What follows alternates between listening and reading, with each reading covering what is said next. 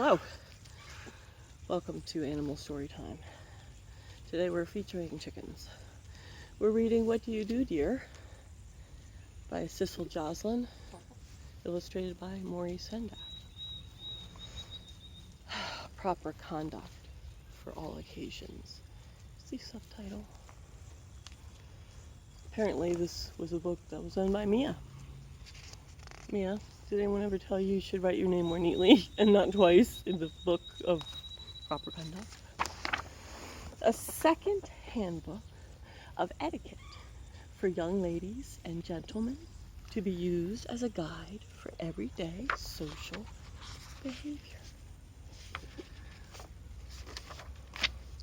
What do you do, dear? As discussed. This was published in 1961. Very nice. So here's our first situation. I should be sitting on the other side. That's all right. Our first situation here is you are in the library reading a book when suddenly you are lassoed by Bad-Nosed Bill. "I've got you," he says, "and I'm taking you to my ranch. Pronto. Now get moving." What do you do, dear?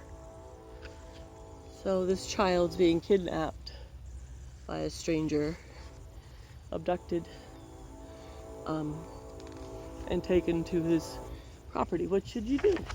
In 1961, apparently, you should walk through the library quietly. Shh, shh, don't piss off the adults. Just go quietly with your abductor. I don't know, a little different now. All right, how about this scenario? You have gone to a tropical island with your friend, the pirate, to help him find buried treasure. You spend the entire morning digging for it, but then, just as you uncover a large treasure chest, the pirate's cook rings a bell. "Luncheon is now being served," he says. What do you do? Wash your hands before eating.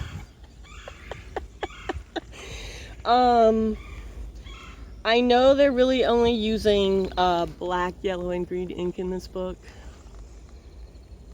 So really, you're washing your hands in green water.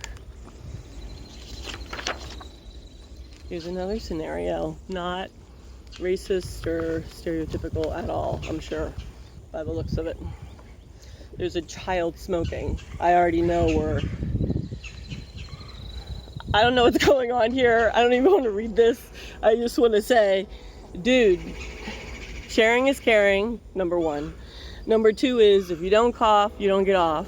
And number three is, respect people who don't smoke. Don't be smoking up in their face. And number four is, why is a child smoking? And number five is, okay, I'll read it. I'm sorry. I'm so sorry. I'm just reading the book. You are an Indian chief, and you invite some cowboys to sit around the fire and smoke the peace pipe. But when it is your turn to puff on the pipe, you accidentally swallow quite a lot of smoke. What do you do, dear?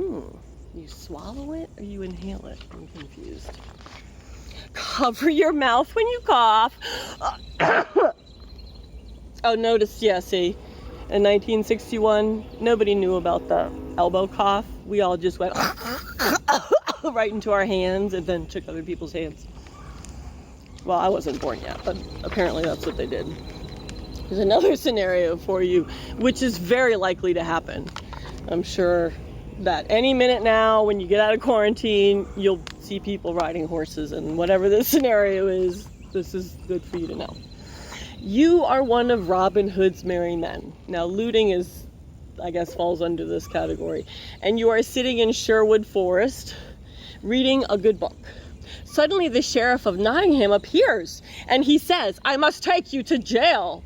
Although, forsooth, I am sorry to interrupt you while you are reading." That's because this dude's white. Okay, sorry. What do you do, dear? What do you do? He wants to take you to jail, but he doesn't want to interrupt you. What should you do in this scenario? Find a bookmark to save your place. The horse's tail, that's really gonna do it for you. I mean, pluck off one hair, bro. What? Jail. Jail this way. Maurice Sendak's illustrations are brilliant. The writing itself is a little odd, but Maurice did what he could with the scenario being 1961. Oh yeah, dude, we got a landline and we're in a castle. This is a royalty landline situation. Rotary phone.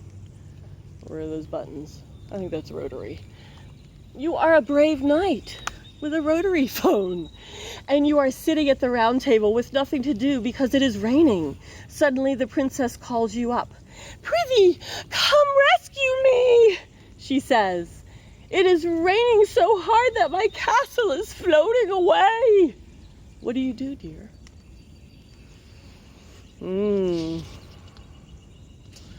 Castle is floating. What do you do?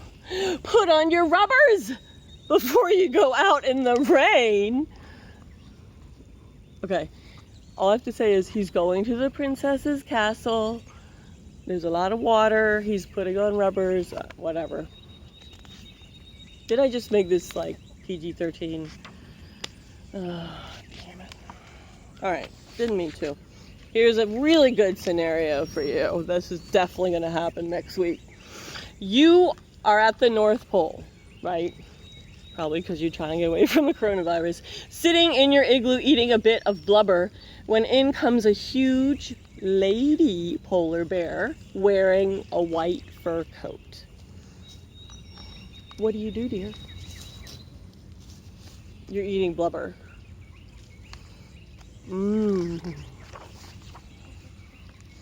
Help her off with her coat. Yeah. Where'd the blubber go? Did he finish it? I mean, this is not gonna end well. The polar bear's even like, I'm not really comfortable with this situation. Oh, this is definitely gonna happen to a lot of people next week.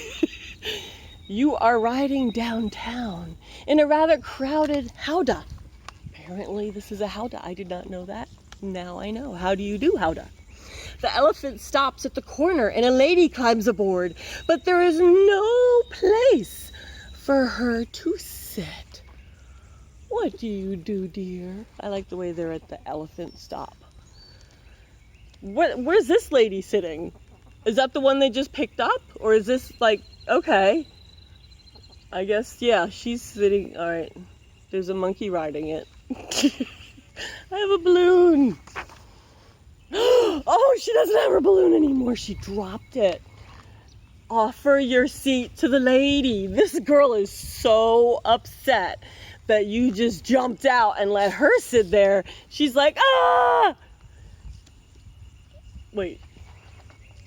Okay, wait a minute. She has the umbrella. Look at the monkey. Next thing you know, she's on top and the monkey's holding her umbrella. And there's a bird. Was the bird here before? Bird's new. Okay. Oh, wow. This is really bad. You are a terrible pirate, making a fine lady walk the plank. But when the lady turns to wave farewell to you, farewell, farewell, she drops her handkerchief. What do you do, dear? She did that on purpose, definitely. She got her umbrella back, but she's walking the plank for taking a seat on the elephant, clearly. Oh my goodness. Pick up the handkerchief and return it to the lady. Look at the other pirates. What are they doing? Are they screaming like, no, don't give it back to her. Don't touch it, it has coronavirus on it. And this dude's just like, ah. Okay, this is definitely an interesting scenario here. Here's the horse. Is this the Nottingham dude or what? Anyway, you have just taken a great mouthful of pudding when into the dining room rides a handsome prince on a white horse. I think that horse is actually gray, but whatever. He says, I am a handsome prince. Would you care to marry me? What do you do, dear? First of all, why are you in my house on a horse? Second of all, who are you? Swallow what you are eating before you speak. Don't talk with your mouth open. You can say whatever you can make him wait. He can wait. He's so depressed that he has to wait. And the horse is like, hey, puppy. All right, this is definitely for my carnival friends. Here's the umbrella. I think this girl got the umbrella when the other girl walked the plank, but you are a circus acrobat walking on the high tight wire, and you happen to meet a lady tightrope walker coming from the opposite direction. This one I think is for Duke and Nash and Hank, because they're, this could happen to you definitely. So you're both walking the tightrope and you meet in the middle. What do? Right? This is you in the scenario. Here's this lady. She looks a little surprised. You're not sure. What should you do? The chicken's left. Darn it. Sorry. Step aside and let the lady pass. So apparently stepping aside means you just jump down into the net. So only if there is a net. Okay, don't do that if there's no net. Make her jump. Just kidding. Oh, this is definitely something that happened to me last week, so I'm really glad I had read this book. You and your friends are at the princess's birthday party. Okay? Princess? Where's the princess? Oh, here she is. You can tell because she's wearing a crown, right? And she looks like a total brat. What is she doing? She's blowing on a party favor. She has her little staff or whatever. Okay. And everybody is having a delightful time. Only then the footman announces the unexpected arrival of a large and hungry dragon. What do you do, dear? Oh, you definitely let her get at first, whatever you want to call it. Eaten. Remember to thank your hostess for a lovely time. Bye-bye. Thank you for having us. It was lovely. Bye. They're leaving her. She's still blowing on her thing. The dragon's like, this is my appetizer. She turned 8 and she's dying at 8 because I'm eating her next. Look. He's puffing out yellow smoke. Hey, somebody got that balloon back. Oh, wait, that's the last one? This was for Victoria, Alexandra, Julia, and Avakine Buff. Wait, I have to change glasses to read the acknowledgements.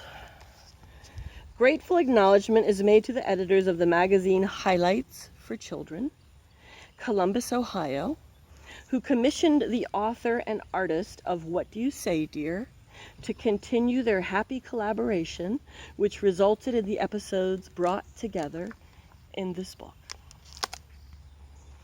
So, this was stamped May 21st, 2005. It was at a library. I think I bought it at a book sale at a library or something. But a Young Scott book, first published by Addison Wesley Publishing Company, copyright 1961, by Cecil Jocelyn, printed in Mexico, all rights reserved, Library of Congress catalog card number, blah de blah de blah. Harper and Row. Young Scott books. Love it. Love it. Shows you how much things have changed. So, when you're feeling a little down that things haven't changed, you realize people aren't drawing this kind of style as much anymore, at least. I mean, I know we still have a long way to go, but that's part of why this is entertaining, because it's like with the cover, like this kid here. Okay, first, how many things are wrong with this picture? I mean, it's a brilliant Marie Sendak. Brilliant illustrator, but a victim of the times, whatever you want to call it, not a victim, purveyor of the overriding racist culture 1961. Okay. Kid is wearing feathers on some kind of headband thing, but he's wearing like a trench coat, a black trench coat, and I don't know what these shoes are, but I'm assuming this is a boy because he has short hair. But look at these shoes. They look like ballet slippers. And he's smoking, they called it the peace pipe, and there's like weeds coming out of the pipe. Okay, first of all, underage smoking. Second of all, what kind of tobacco is that? Is that marijuana? Is that, I don't know, is it just tobacco? And then this dude, man, I don't even know where to start with him. He's pretty funny, but I like the Mr. Big Nose or whatever his name was. It's just love them boots. Man, these things are nice. Shit, what are those things called again? Spurs? Yeah. His spurs are pretty intense, so I'm not really sure. I'm hoping the kid, I'm hoping that's weed so the kid can have some chill because he's about to experience something really bad, but it's a funny book. So it's a little funny. Anyway, hope you guys enjoyed story time with animals. I'm sorry the chickens left. I threw sunflower seeds and I guess they ate them and left. But next time we will read some poetry and verses from a really old book that's pretty hysterical as well. So see you then and have a great day. Bye.